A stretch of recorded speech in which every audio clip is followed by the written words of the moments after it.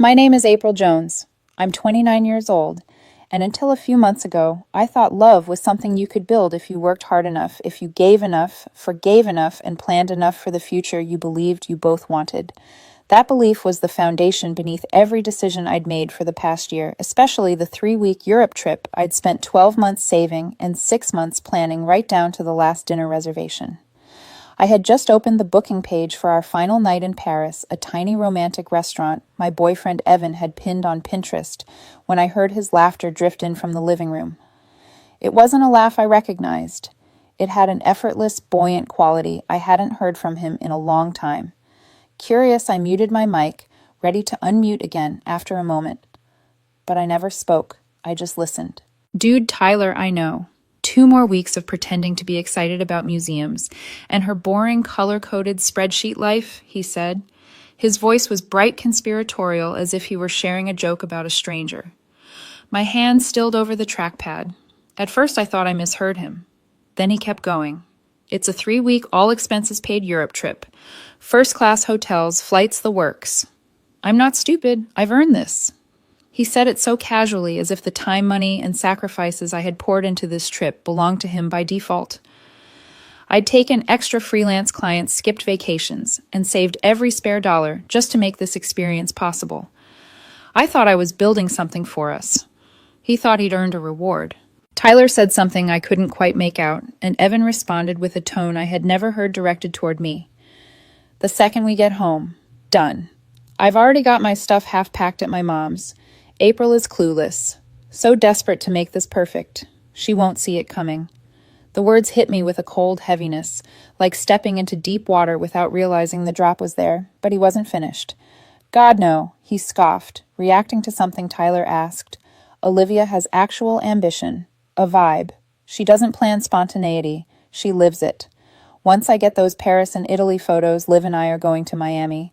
That's a real vacation. Olivia. The woman from his fitness studio. The one he assured me was just a friend, the one who commented under all his posts with flaming hearts and inside jokes I pretended not to notice. I had brushed away my discomfort because I trusted him. Because that's what I believed relationships needed, trust, even when it was inconvenient. A cold, restrained numbness spread through me. The apartment we shared, the framed photos he insisted we take the rug he picked out felt suddenly artificial, like a set on a stage. As the weight of his words settled, my mind flicked back to moments I had once thought were intimate nights. He let me fall asleep while working mornings when he acted grateful for the life we were building the day I cleared his credit card debt, after he confessed he was drowning. He had cried into my shoulder and said, "You saved me, April. I'll never forget this." But now those memories felt like they'd happened to a different person, someone who didn't yet know her place in his story, was to serve a function, not hold a future. The pain should have exploded, but something stranger happened. It condensed. It sharpened. It crystallized into a cold, steady clarity that cut through the fog. This wasn't heartbreak. Heartbreak still imagines repair. This was information, clean, comprehensive information about my place in his plans. If I confronted him now, he would spin a story. He'd deny, he'd lie, he'd twist himself into the victim. He would turn it into a performance. But he couldn't perform without an audience, and I was done being one. A quiet, precise thought rose to the surface. I don't have to fight him. I just have to leave the stage. I unmuted my mic and said with a voice even I barely recognized as my own, "Yes, Mike. That should be everything. Thanks for staying late." From the living room came the rustle of a phone shoved aside. A beat later, Evan called out, casual and cheerful, "Okay, talk soon," before ending his call. I walked out of my office, feeling my expression arrange itself into something neutral, and found him sitting on the couch with a magazine he probably hadn't even opened. He looked up and offered a warm smile that might have fooled anyone else. He asked if I'd finished work, and I told him yes. I even leaned down to kiss his forehead. His body tensed before relaxing, and I wondered how often I'd missed that half second of resistance before. "Just finalizing the last few surprises for the trip," I said. His eyes lit up. He said he couldn't wait. I mirrored the smile he expected from me. Me too. Later in the quiet of our bedroom, the mask slid off. My face went still, my breath steady, my mind sharper than it had felt in years. I opened my laptop. The glow from the screen felt like a spotlight on the truth I could no longer unhear. I navigated to the airline's website, clicked Manage Booking, and entered our confirmation number. When the page loaded, I hovered over the link beside his name. Cancel passenger Evan Rhodes. A pop-up appeared. Are you sure? For the first time in a long time, I was absolutely certain of something. I clicked yes, and with that single motion, the life I thought I was preserving quietly dissolved, making room for something far more honest. I woke before my alarm the next morning not with anxiety, but with a strange, steady calm, the kind you feel after a storm blows through and leaves the world unnaturally still. Evan was still asleep beside me, breathing softly, oblivious to the fact that the future he thought he controlled had already slipped out from under him. I sat on the edge of the bed and let myself take in the quiet, not the peaceful kind, but the decisive kind, the kind that tells you you've crossed a threshold you won't go back through. I moved through the apartment with deliberate ease. Nothing rushed, nothing frantic. I made coffee the way I always did, filled my mug, and walked back into the bedroom to get my laptop. Evan stirred slightly but didn't wake. He never woke early. I used to think it was charming how deeply he slept. Now it just felt symbolic. Once the bedroom door closed behind me, I opened my laptop again and began the work of unraveling our shared itinerary stitch by stitch. Step 1 had been eliminating his presence from the flights. Step 2 was everything else. The train reservations were first the high-speed route from Paris to Amsterdam, the scenic leg through the Alps, all the connections that tied the trip together. I opened each booking, removed passenger 2, and watched the totals adjust downward. Little notifications pinged as ticket credits and partial refunds flowed back into my account. Each digital chime felt like an exhale, like reclaiming something I hadn't realized I'd given away. The hotels came next. Paris, Amsterdam, the villa in Tuscany with the terracotta terrace he'd sworn would be perfect for sunrise pictures. I changed every reservation from 2 adults to 1. A few charged a change fee. I paid them without hesitation. Freedom, as it turned out, had a cost, and compared to what I'd already paid emotionally, these fees felt insignificant. For the non-refundable reservations, I simply changed the name to Mine Alone. If Evan showed up at a front desk trying to argue his way into a room, he'd find nothing waiting for him.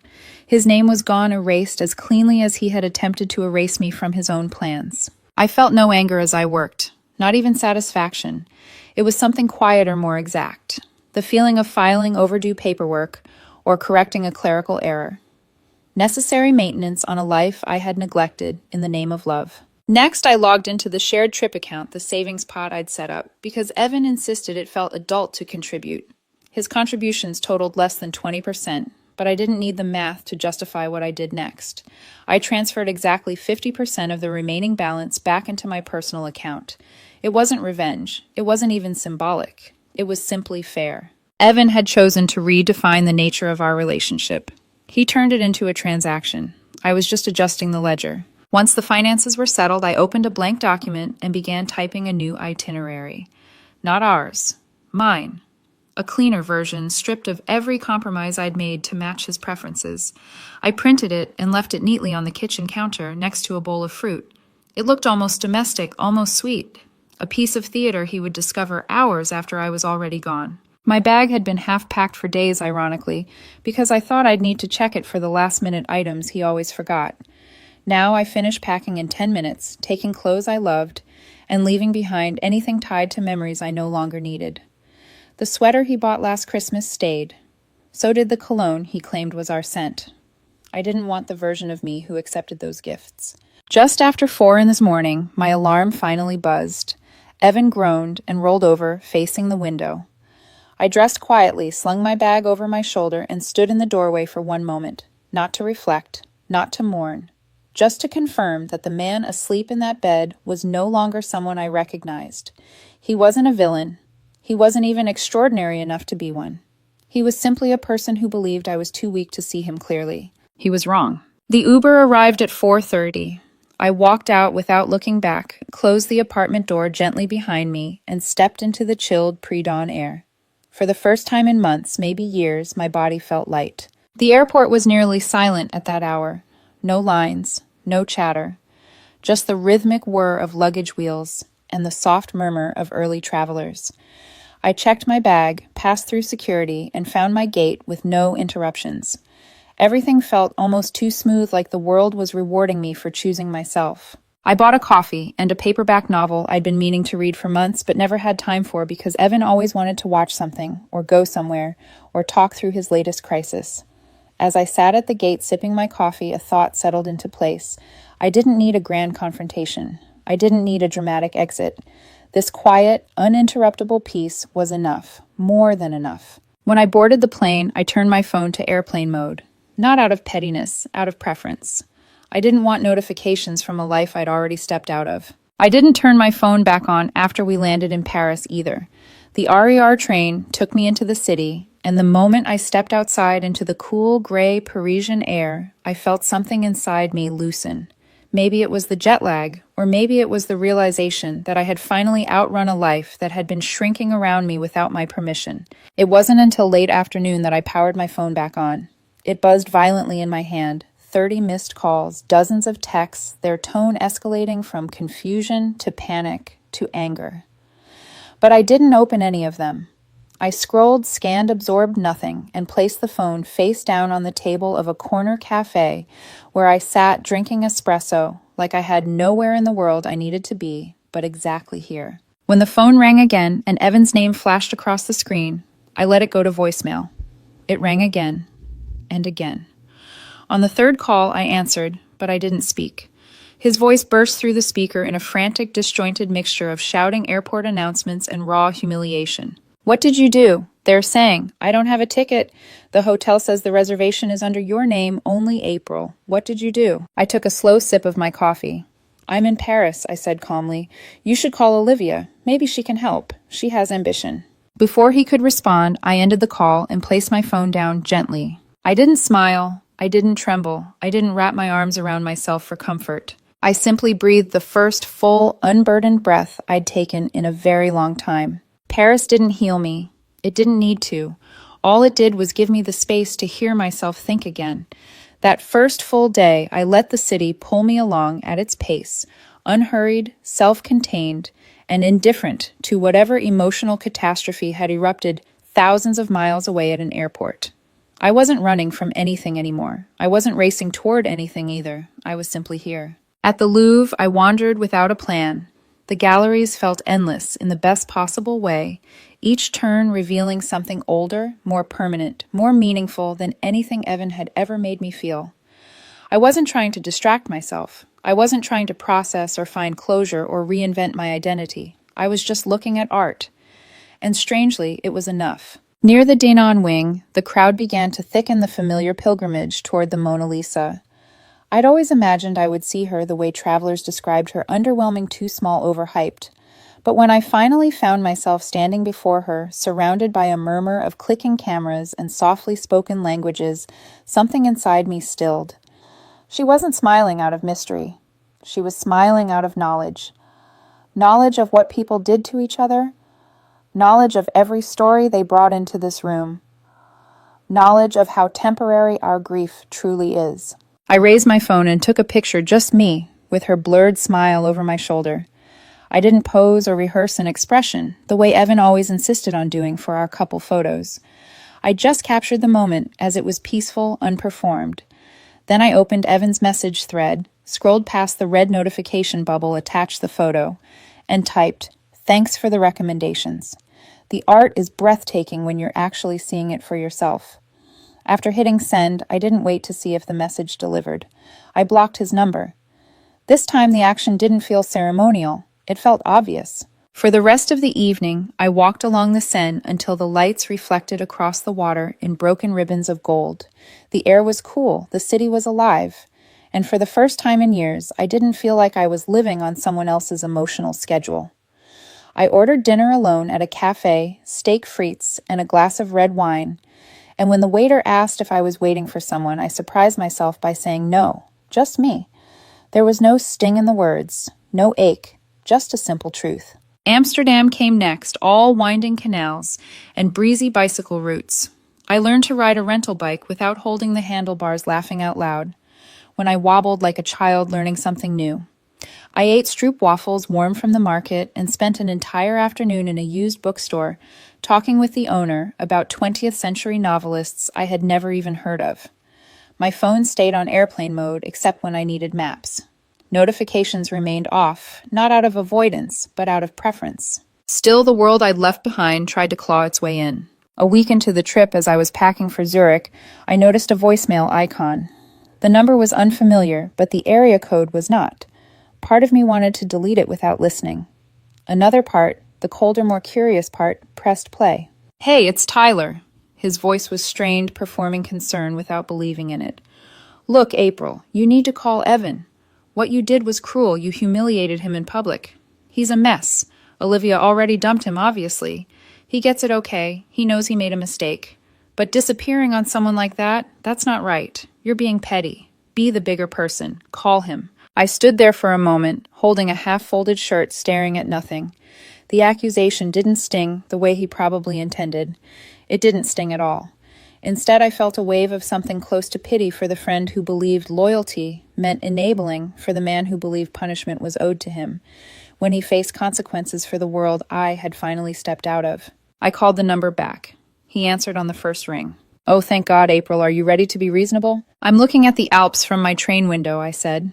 The train wasn't moving yet, but the mountains were there on the horizon. The truth was close enough. They've been standing here for millions of years. They've seen empires rise and fall. Do you think they care about airport drama? What he snapped. "Don't be a pretentious ass. This is about someone you claim to love." "I don't," I said plainly. There was a brief, stunned silence before I ended the call. Then I blocked Tyler too. The Alps were everything people said they were: vast, clean, ancient. Hiking alone with nothing but the crunch of gravel beneath my boots and the distant clank of cowbells, I felt my mind strip itself down to something simple and honest. The need to explain myself, to justify my choices, to apologize for someone else's feelings, all of it evaporated in the mountain air. One evening in the lodge, I checked my email and found one from Evan's mother. The subject line read, "A Mother's Plea." She wrote about how devastated Evan was, how much he regretted what he'd done, how love deserved forgiveness, how I seemed cold, how she hoped I would find it in my heart to call him. The phrasing made me pause, not because it hurt, but because it revealed so much, calculated and cold. Yes, that part was true. I had simply done what he did to me, only without the performance. Real tears of regret. Regret for the plan failing, or regret for losing access to the trip he'd treated like a prize. I didn't respond. I didn't even feel tempted to. I deleted the email, then joined a retired Swiss schoolteacher in the common room who taught me how to play a jazz piece on an old upright piano. We laughed when I kept messing up the same chord progression. For the first time in a very long time, the sound of my own laughter didn't feel like something borrowed. By the time the trip ended, I was sun-warmed, rested, and mentally renovated. I signed the paperwork to end the apartment lease while traveling. I moved my belongings into a small storage unit and found a modern one-bedroom near a park back home. Life became simple again. Quiet. Mine. And I realized something I hadn't allowed myself to fully articulate until then. Evan had taken up space in my life, not because he was important, but because I had built a life around making him important. Now that he was gone, the empty space wasn't empty at all. It was possibility. 2 months after I returned home, life had settled into a quiet rhythm that felt so natural it was hard to believe I had once lived any other way. My mornings started with a run through the Puck, near my new apartment, followed by coffee at the corner cafe, where the barista already knew my order. I worked from a desk by the window, sunlight stretching across hardwood floors I'd chosen myself. Evenings were simple cooking dinner, while listening to a podcast, reading a few chapters of whatever book I was into, sometimes taking a slow walk just because I enjoyed the quiet around me. There were no emotional emergencies, no dramatic sighs from the living room, no tiptoeing around someone else's moods, no mental acrobatics to preempt disappointment. Just peace, the kind that doesn't feel fragile. That Saturday, I stopped at the upscale grocery store near my place. It had become part of my weekend ritual: browse the produce, pick the ripest avocado, maybe discover a new cheese I didn't need but wanted. It was mundane and calm and entirely mine. I was comparing 2 avocados, weighing them gently in my hands, when I felt at someone staring. Not a casual glance, but a gaze loaded with recognition, hesitation, and something desperate underneath. I looked up. Evan stood at the end of the aisle, clutching a handbasket like he wasn't sure if he should approach or run. I had seen him transformed by charm before, by confidence, by calculated vulnerability. But this was different. His shoulders were slightly hunched, not in a way that suggested illness or hardship, but as if his confidence had slowly drained out through cracks he didn't know how to seal. His hair looked unstyled, his clothes wrinkled. He looked diminished. For a moment, we just looked at each other. Then I turned my attention back to the avocado and tested the firmness again. Perfect. I placed it in my cart. When I looked up, he was already walking toward me. April.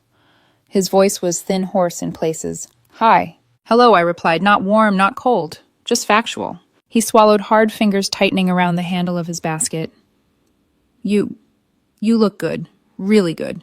Thanks. I shifted my cart to let another shopper pass, stepping aside with polite efficiency. Nothing in my movements was emotional. Everything was simply practical. He exhaled shakily. I've been in hell, a real hell. His eyes darted across my face, searching for something. Anger, sympathy, nostalgia, any hint of the woman he thought he still understood. I miss you. I missed us, what we had. His voice cracked on that last part, and he cleared his throat.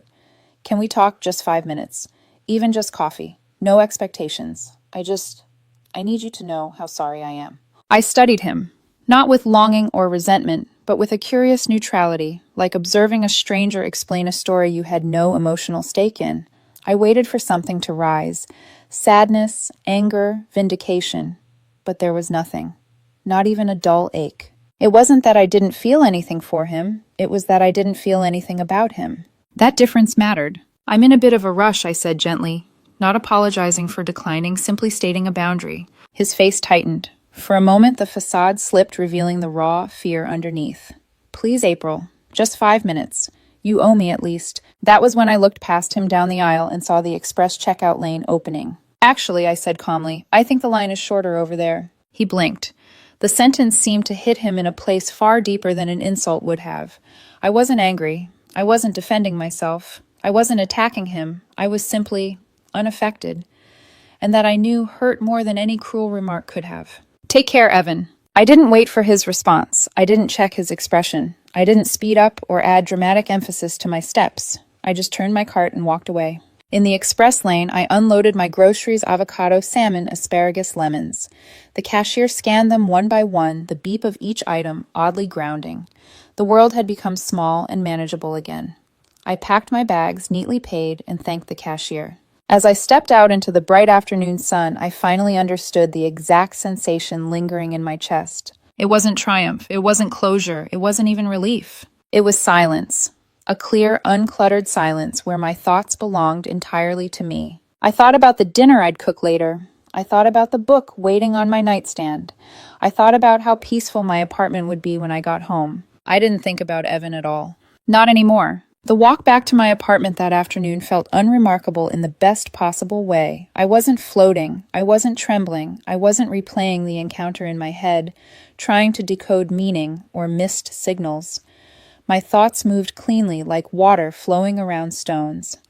Evan's presence in the grocery store aisle had been a brief pause in my day, nothing more. A moment of observation, not disruption. When I reached my building, I carried my groceries up the stairs, humming without noticing I was humming.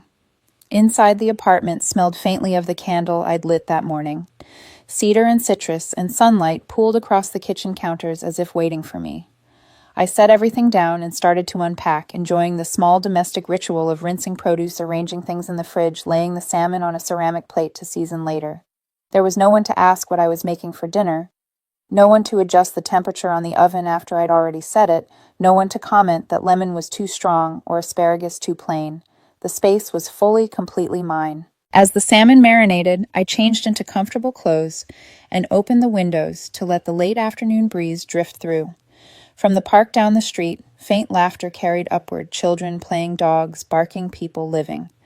It felt fitting somehow that the world went on indifferent to my story, my heartbreak, my choices, my recovery. Life didn't pause for me. It made room. Later, while the salmon baked, I sat at my small dining table reading a book I'd picked up in Amsterdam. The kind of book I never would have had the patience for before because Evan always wanted the TV on, or needed attention, or had something urgent to discuss. Now the quiet felt restorative, like a conversation between me and myself that I'd been postponing for years. Halfway through a paragraph, I paused and leaned back, letting the chair creak beneath me.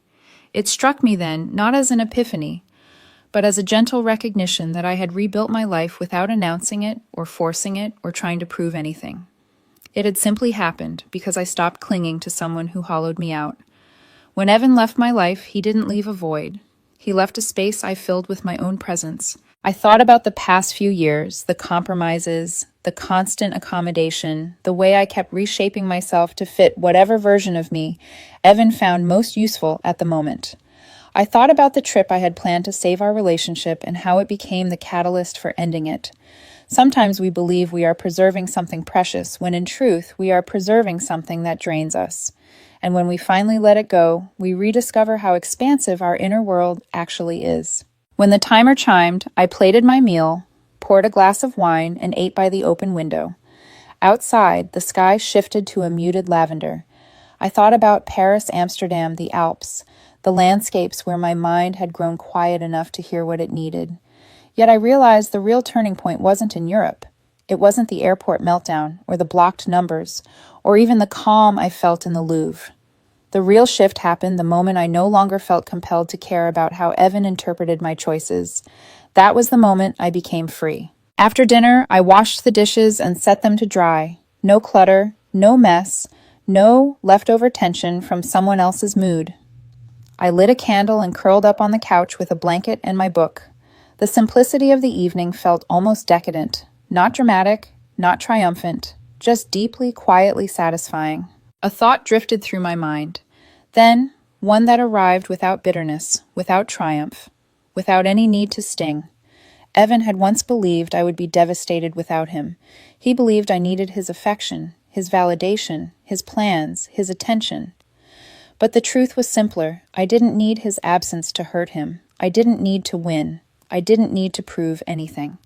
The most potent outcome, the one he never anticipated, was that he became irrelevant. Not through malice, through my own growth. He had stopped being central to my story the moment I stopped trying to be central to his. I closed my book and rested my head against the couch, taking a slow breath as the city dimmed around me.